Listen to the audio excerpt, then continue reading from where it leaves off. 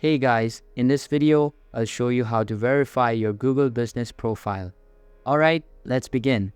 First, open any preferred browser on your personal computer and search for support.google.com.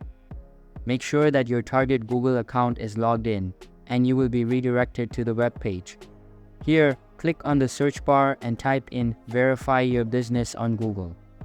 Next, scroll down a little bit and locate the Standard Verification Methods section. Once you find it, expand the video recording menu and click on the Learn More embed. On this page, scroll down towards the bottom and click on the Contact Us button. After that, click on the drop-down menu and select the target business you would like to verify. Now, type in Video Verification in the field beneath it and proceed to the next step. Click on the other button, select Next,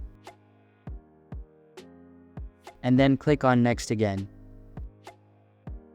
Now, click on the email feature, select My business profile is not verified as the reason,